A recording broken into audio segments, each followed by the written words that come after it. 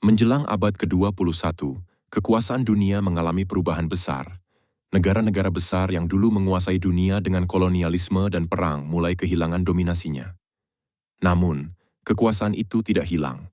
Ia berubah menjadi sistem global yang lebih luas, tak terlihat, dan sulit dilawan.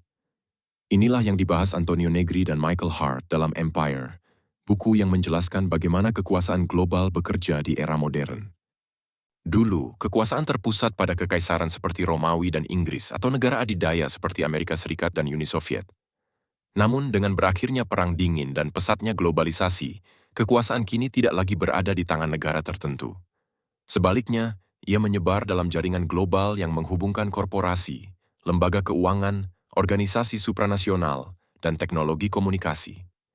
Inilah yang disebut empire, sebuah sistem kekuasaan global yang tidak punya pusat tetap, melampaui batas negara, dan bekerja melalui ekonomi, hukum, dan budaya.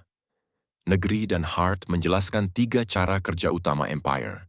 Jaringan kekuasaan global.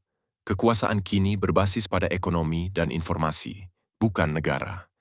Korporasi besar seperti Google dan Amazon memiliki pengaruh lebih besar daripada banyak negara. Perang kini dilakukan dengan sanksi ekonomi, regulasi keuangan, dan kontrol teknologi, bukan sekadar invasi militer. Kapitalisme yang menyeluruh.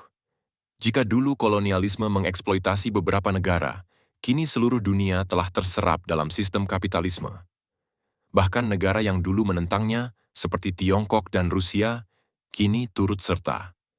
Kontrol melalui hukum dan budaya.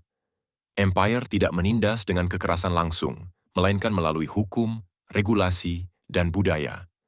Demokrasi, hak asasi manusia, dan globalisasi sering digunakan bukan untuk membebaskan, tetapi untuk mengontrol negara-negara kecil. Namun, di balik kekuatan empire, ada potensi perlawanan.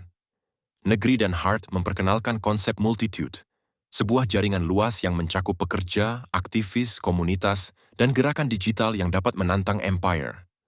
Kini, perlawanan tidak lagi harus berupa revolusi berdarah, tetapi bisa terjadi melalui gerakan sosial, protes daring, atau inovasi yang menolak eksploitasi kapitalisme.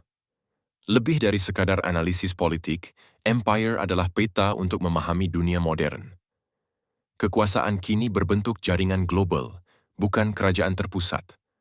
Namun, dalam sistem yang tampaknya tak tergoyahkan ini, selalu ada ruang bagi multitude untuk merebut kembali kendali atas hidup mereka.